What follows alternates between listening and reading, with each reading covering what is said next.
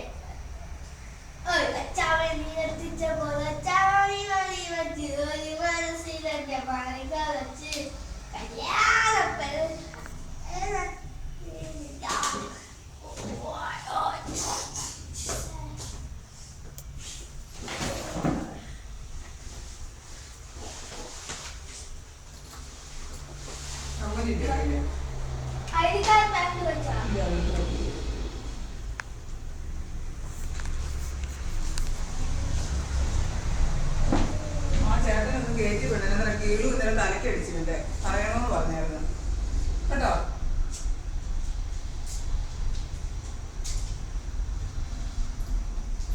കീഴു